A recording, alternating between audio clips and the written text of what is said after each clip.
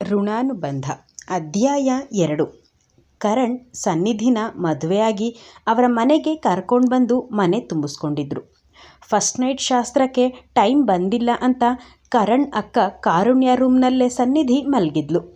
ಆದರೆ ಸನ್ನಿಧಿ ಜೊತೆ ಕರಣ್ ಮದುವೆಗೂ ಮುಂಚೆ ಒಂದು ಸರ್ತಿ ಕೂಡ ಮಾತಾಡಿರಲಿಲ್ಲ. ಮದುವೆ ಆದ ಮೇಲೂ ಸನ್ನಿಧಿ ಜೊತೆ ಮಾತಾಡೋ ಯಾವ ಇಂಟ್ರೆಸ್ಟ್ ಕೂಡ ತೋರಿಸಿರಲಿಲ್ಲ ಕರಣ್. ಮಾರನೇ ದಿನ ಸನ್ನಿಧಿ ಯಾವಾಗಲೂ ಯೋಗ ಪ್ರಾಕ್ಟೀಸ್ ಮಾಡ್ತಾ ಇದ್ದಿದ್ದರಿಂದ ಬೇಗ ಎಚ್ಚರ ಆಗಿತ್ತು. ಆದರೆ ಹೊಸ ಜಾಗದಲ್ಲಿ ಯೋಗ ಮಾಡೋಕ್ಕೆ ಕಷ್ಟ ಆಗ್ತಾ ಇತ್ತು ಮತ್ತು ಮದುವೆ ಅಂತ ಸರಿಯಾಗಿ ನಿದ್ದೆ ಕೂಡ ಇರಲಿಲ್ಲ. ಹಾಗಾಗಿ ಆ ದಿನ ಯೋಗ ಮಾಡಲಿಲ್ಲ.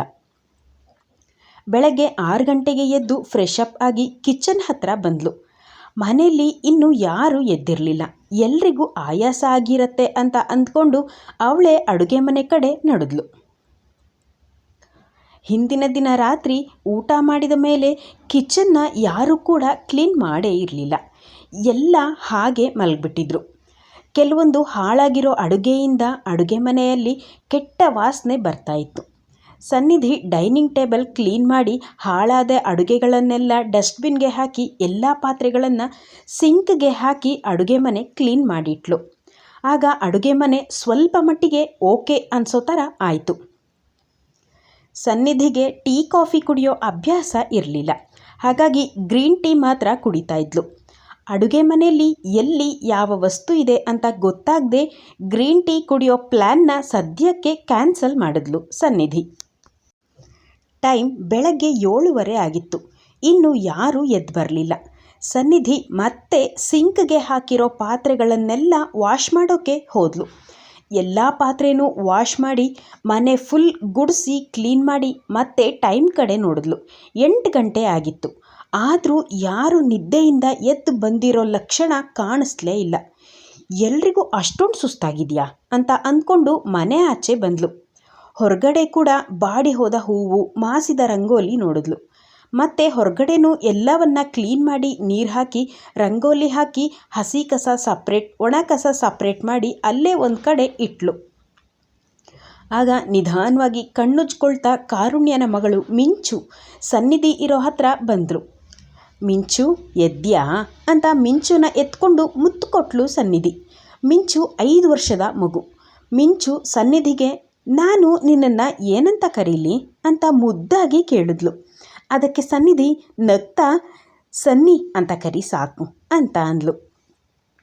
ಮಿಂಚು ಮುದ್ದಾಗಿ ಸನ್ನಿ ಅಂತ ಅವಳ ಕ್ಯೂಟ್ ವಾಯ್ಸ್ನಲ್ಲೇ ಕರೆದ್ಲು. ಮಿಂಚುಗೆ 5 ವರ್ಷ ಆದರೂ ದೊಡ್ಡೋರ ಥರ ಥಿಂಕ್ ಮಾಡ್ತಾ ಇದ್ಲು ಮತ್ತು ಎಲ್ಲರ ಬಗ್ಗೆನೂ ಬೇಗ ಜಡ್ಜ್ ಕೂಡ ಮಾಡ್ತಾ ಇದ್ಲು. ಅಮ್ಮ ಎದ್ರ ಮಿಂಚು ಅಂತ ಸನ್ನಿಧಿ ಕೇಳಿದಾಗ ಮನೆಯಲ್ಲಿ ಎಲ್ಲರೂ ಎದ್ದೊಳೋದು ತುಂಬ ಲೇಟು ಅಂತ ಅಂದ್ಲು ಮಿಂಚು. ಹೌದಾ, ಹಾಗಾದರೆ ಅಮ್ಮ ಇನ್ನೂ ಮಲಗಿದಾರಾ ಅಂತ ಕೇಳಿದ್ಲು ಸನ್ನಿಧಿ. ಹ್ಞೂ ಅಂತ ತಲೆ ಆಡಿಸಿದ್ಲು ಮಿಂಚು. ನೀನು ಯಾಕೆ ಬೇಗ ಎದ್ದೆ ಅಂತ ಸನ್ನಿಧಿ ಕೇಳಿದಾಗ ಸ್ಕೂಲ್ಗೆ ಹೋಗೋಕ್ಕೆ ರೆಡಿ ಆಗಬೇಕಲ್ಲ ಅಂತ ಅಂದ್ಲು. ಅಯ್ಯೋ, ಸ್ಕೂಲ್ಗೆ ಹೋಗೋ ಮಗು ಇದ್ದರೂ ಇನ್ನೂ ಮಲಗಿದಾರಲ್ಲ, ಪಾಪ ಆ ಮಗು ಹೇಗೆ ರೆಡಿ ಆಗುತ್ತೆ ಅಂತ ಮನಸ್ಸಲ್ಲೇ ಅಂದ್ಕೊಂಡೋಳು ಸನ್ನಿಧಿ. ಸನ್ನಿ ಅಂತ ಮಿಂಚು ಕರೆದ್ಲು. ವಾಸ್ತವಕ್ಕೆ ಬಂದ ಸನ್ನಿಧಿ ಹೇಳು ಕಂದ ಅಂತ ಕೇಳಿದ್ಲು. ನನಗೆ ಇವತ್ತು ನೀನೇ ರೆಡಿ ಮಾಡ್ತೀಯಾ ಅಂತ ಮುದ್ದಾಗಿ ಕೇಳಿದ್ಲು ಮಿಂಚು. ಸರಿ ಬಾ ಅಂತ ಸನ್ನಿಧಿ ಮಿಂಚುನ ಬಾತ್ರೂಮ್ಗೆ ಕರ್ಕೊಂಡು ಹೋಗಿ ಸ್ನಾನ ಮಾಡಿಸಿದ್ಲು. ಮಿಂಚು ಯೂನಿಫಾರ್ಮ್ ಹಾಕ್ಕೊಂಡು ರೆಡಿ ಆಗೋ ಅಷ್ಟರಲ್ಲಿ ಸನ್ನಿಧಿ ಅಲ್ಲೇ ಇದ್ದ ಬ್ರೆಡ್ ಸ್ಲೈಸ್ಗಳನ್ನು ರೋಸ್ಟ್ ಮಾಡಿ ಜಾಮ್ ಹಾಕಿ ಮಿಂಚು ಟಿಫನ್ ಬಾಕ್ಸ್ ರೆಡಿ ಮಾಡಿದ್ಲು. ಫ್ರಿಡ್ಜ್ನಲ್ಲಿ ಇದ್ದ ಹಾಲನ್ನು ತಗೊಂಡು ಬಿಸಿ ಮಾಡಿ ಮಿಂಚುಗೆ ಕುಡಿಸಿದ್ಲು. ಸ್ಕೂಲ್ ವ್ಯಾನ್ ಬರುತ್ತಾ ಅಂತ ಕೇಳಿದಾಗ ಇಲ್ಲ, ನಾನೇ ನಡ್ಕೊಂಡು ಹೋಗ್ತೀನಿ ಅಂತ ಹೇಳಿದ್ಲು ಮಿಂಚು. ಆಗ ಸನ್ನಿಧಿಗೆ ಸ್ವಲ್ಪ ಕೋಪ ಕೂಡ ಬಂತು. ಮಗುನ ನೋಡ್ಕೊಳ್ಳೋ ಯೋಗ್ಯತೆ ಇಲ್ಲ ಅಂತ ಅಂದಮೇಲೆ ಮಗುನ ಯಾಕೆ ಮಾಡ್ಕೋಬೇಕಿತ್ತು ಅಂತ ಮನಸ್ಸಲ್ಲೇ ಅಂದ್ಕೊಂಡ್ಳು. ಸರಿ, ಈಗ ಬಾ ಪುಟ್ಟ, ನಾನೇ ನಿನ್ನ ಸ್ಕೂಲಿಗೆ ಬಿಟ್ಟು ಬರ್ತೀನಿ ಅಂತ ಹೇಳಿ ಸನ್ನಿಧಿ ತನ್ನ ಸ್ಕೂಟಿ ತಗೊಂಡು ಮಿಂಚುನ ಸ್ಕೂಲ್ಗೆ ಬಿಟ್ಟು ಬರೋಕ್ಕೆ ಹೋದ್ಲು. ಸ್ಕೂಲ್ 2 ಕಿಲೋಮೀಟರ್ ಇತ್ತು. ಆಗ ಸನ್ನಿಧಿ ಇಷ್ಟು ದೂರ ನಡ್ಕೊಂಡೇ ಬರ್ತೀಯಾ ಮಿಂಚು ಅಂತ ಕೇಳಿದ್ಲು. ಆಗ ಮಿಂಚು ಕೂಡ ಹೌದು ಸನ್ನಿ ಅಂತ ಅಂದ್ಲು. ಇದೇ ಕಾರಣಕ್ಕೆ ಮಿಂಚು ತುಂಬ ಸಣ್ಣ ಇದ್ಲು. ಸನ್ನಿಧಿ ಮಿಂಚುನ ಸ್ಕೂಲ್ಗೆ ಡ್ರಾಪ್ ಮಾಡಿ ಬರೋವಾಗ ಮಾರ್ಕೆಟ್ ಅವಳ ಕಣ್ಣಿಗೆ ಬಿತ್ತು. ಅಡುಗೆ ಮನೆ ಕ್ಲೀನ್ ಮಾಡುವಾಗ ಯಾವ ತರಕಾರಿನೂ ಇಲ್ಲ ಅನ್ನೋದು ನೆನಪಾಗಿ ಅವಳ ಹತ್ರ ಇರೋ ದುಡ್ಡಲ್ಲಿ ಸ್ವಲ್ಪ ತರಕಾರಿ ತಗೊಂಡು ಮನೆಗೆ ಹೋದ್ಲು. ಕುಂಭಕರ್ಣನ ವಂಶದವರ ಹಾಗೆ ಎಲ್ಲರೂ ಇನ್ನು ಮಲ್ಗೆ ಇದ್ದರು. ಮನೆ ಒಳಗಡೆ ಬಂದ ಸನ್ನಿಧಿ ತರಕಾರಿನ ಎತ್ತಿ ಇಡ್ತಾ ಬೆಳಗ್ಗೆ ಎದ್ದು ಸೂರ್ಯ ಕೂಡ ಅವನ ಕೆಲಸ ಸ್ಟಾರ್ಟ್ ಮಾಡಿದ್ದಾನೆ. ಪಾಪ ಆ 5 ವರ್ಷದ ಮಗು ಕೂಡ ಎದ್ದು ಸ್ಕೂಲ್ಗೆ ಹೋಗಿದೆ. ಮದುವೆ ಹುಡುಗಿ ಆಗಿ ನಾನೇ ಬೇಗ ಎದ್ದಿದ್ದೀನಿ, ಇವರೆಲ್ಲ ಯಾಕಿನ್ನೂ ಎದ್ದಿಲ್ಲ ಅಂತ ಮನಸ್ಸಲ್ಲೇ ಅಂದ್ಕೋತಾ ಇದ್ಲು. ಬೆಳಗ್ಗೆ ಬೇಗ ಎದ್ದು ಗ್ರೀನ್ ಟೀ ಕುಡಿದೇ ಇದ್ದಿದ್ದರಿಂದ ಸನ್ನಿಧಿಗೆ ತುಂಬ ಹೊಟ್ಟೆ ಹಸಿವಾಗ್ತಾ ಇತ್ತು. ಹೊಟ್ಟೆ ಮೇಲೆ ಕೈ ಇಟ್ಕೊಂಡು ಟೈಮ್ ನೋಡಿದ್ಲು. ಬೆಳಗ್ಗೆ 10 ಗಂಟೆ ಆಗಿತ್ತು. ಅಯ್ಯೋ ಏನು ಮಾಡಲಿ ಅಂತ ಯೋಚನೆ ಮಾಡ್ತಾ ಐಡಿಯಾ ಅಂತ ಅಂದು ಯೂಟ್ಯೂಬ್ ಓಪನ್ ಮಾಡಿ ವೆಜ್ ಪಲಾವ್ ಮಾಡೋದು ಹೇಗೆ ಅಂತ ನೋಡಿದ್ಲು.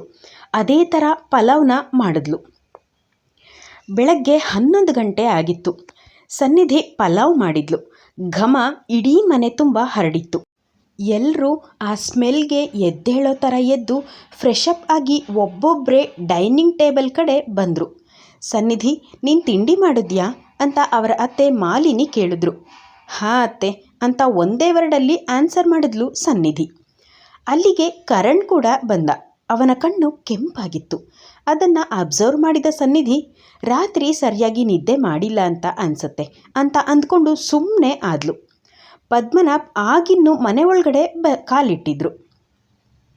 ಸನ್ನಿಧಿ ಮಾವನ ಹತ್ರ ಹೋಗಿ ಎಲ್ಲೋಗಿದ್ರಿ ಮಾವ ಅಂತ ಕೇಳಿದ್ಲು. ಆಗ ಪದ್ಮನಾಭ್ ಮನೆಯವರ ಮುಖವನ್ನು ಒಂದು ಸಾರಿ ನೋಡಿ, ಈ ದಂಡಪಿಂಡಗಳಿಗೆ ತಿನ್ನೋಕೆ ಬೇಕಲ್ಲಮ್ಮ ಇಂಡಿ ಬೂಸ, ಅದಕ್ಕೆ ದುಡಿಯೋಕೆ ಹೋಗ್ತಾ ಇದ್ದೀನಿ ಅಂತ ಅಂದರು.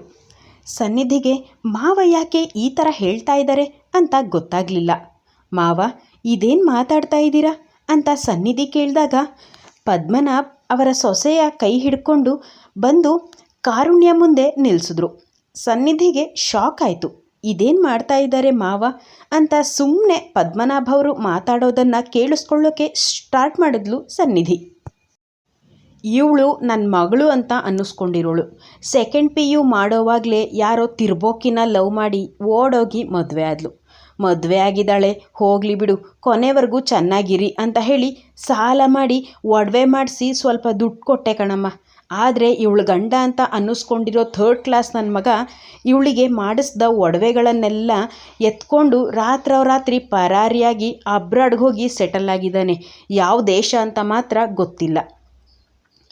ಸಾಲದ್ದಕ್ಕೆ ಅಂತ ಹೊಟ್ಟೆಲಿ ಗಿಫ್ಟ್ ಬೇರೆ ಕೊಟ್ಟು ಹೋಗಿದ್ದಾನೆ ಅಂತ ಅಂದರು.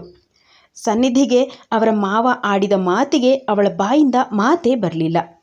ಇನ್ನು ಇವಳಿದಾಳು ನೋಡು ನನ್ನ ಹೆಂಡತಿ, ದೇವಿ ಜಗದಾಂಬೆ ಕಣಮ್ಮ. ವಾರಕ್ಕೊಮ್ಮೆ ಕಿಟ್ಟಿ ಪಾರ್ಟಿ, ಲೇಡೀಸ್ ಕ್ಲಬ್ಬು ಅಂತೆಲ್ಲ ನಾನು ದುಡ್ದಿರೋ ದುಡ್ಡನ್ನು ಆ ಬ್ಯೂಟಿ ಪಾರ್ಲರ್ಗೆ ಹಾಕ್ತಾಳೆ. ಓದಿರೋದು ಡಿಗ್ರಿ, ಕೆಲ್ಸಕ್ಕೆ ಹೋಗಿ ಗಂಡನಿಗೆ ಸಹಾಯ ಮಾಡೋಣ ಅನ್ನೋ ಬುದ್ಧಿನೇ ಇಲ್ಲ ಕಣಮ್ಮ ಅಂತ ಅಂದರು.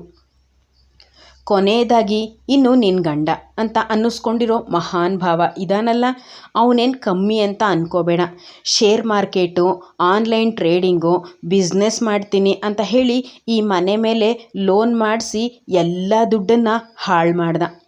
ಅವಳು ಯಾರೋ ಚೆನ್ನಾಗೇ ನಾಮ ಹಾಕಿದ್ಲು ಅಂತ ಅಂದರು ಪದ್ಮನಾಭ್. ಆಗ ಸನ್ನಿಧಿ, ಮಾವ ಅದೆಲ್ಲ ಲೀಗಲ್, ಅದರಲ್ಲಿ ಇನ್ವೆಸ್ಟ್ ಮಾಡಿದ್ರೆ ತಪ್ಪಿಲ್ಲ, ಆದರೆ ನೋಡ್ಕೊಂಡು ಮಾಡಬೇಕು ಅಂತ ಅಂದ್ಲು.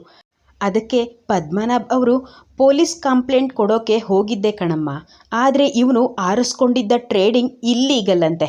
ಒಂದಲ್ಲ ಎರಡಲ್ಲ ಕಣಮ್ಮ, 25 ಲಕ್ಷ ಹಾಳಾಗೋಯ್ತು.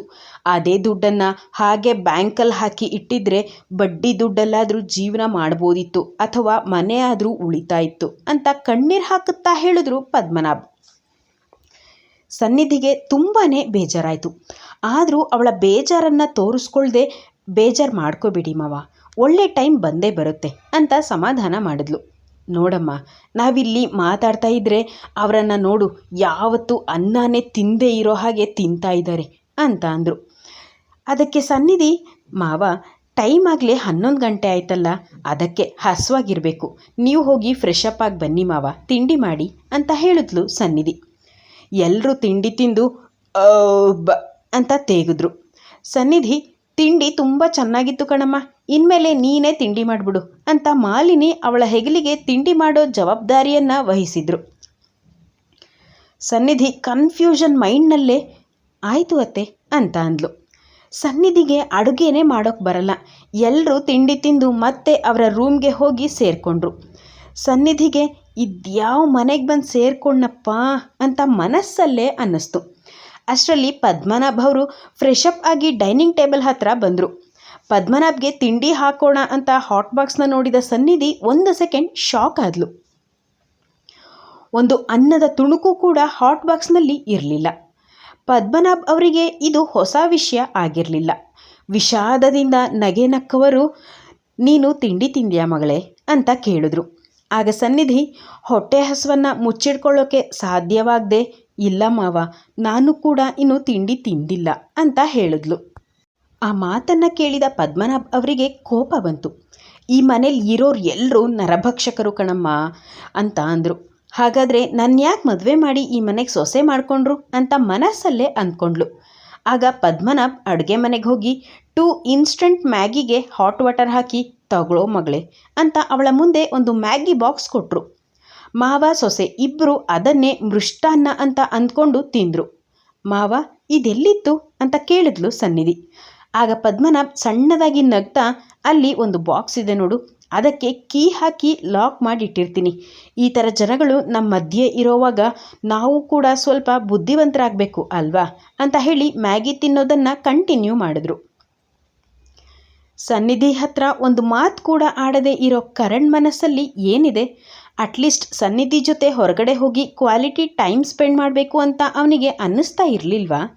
ಮನೆಯವರ ಬಗ್ಗೆ ಎಳೆಯಾಗಿ ಬಿಚ್ಚಿಟ್ಟ ಪದ್ಮನಾಭ್ ಅವರು ಯಾಕೆ ಸನ್ನಿಧಿ ಜೊತೆ ಕರಣ್ ಮದುವೆಗೆ ಒಪ್ಕೊಂಡ್ರು? ಹಾಗಾದರೆ ಸನ್ನಿಧಿ ಈ ಮದುವೆಯನ್ನು ಮುಂದೆ ಹೇಗೆ ಸಂಭಾಳಿಸ್ತಾಳೆ? ಸನ್ನಿಧಿನ ಈ ಥರ ಮನೆಗೆ ಅವರ ಚಿಕ್ಕಮ್ಮ ಯಾಕೆ ಮದುವೆ ಮಾಡಿಕೊಟ್ರು? ಇದೆಲ್ಲದಕ್ಕೂ ಉತ್ತರ ನಿಮಗೆ ಮುಂದಿನ ಸಂಚಿಕೆಗಳಲ್ಲಿ ಸಿಗುತ್ತೆ. ಅಲ್ಲಿವರೆಗೂ ನಿರೀಕ್ಷಿಸಿ. ಋಣಾನುಬಂಧ.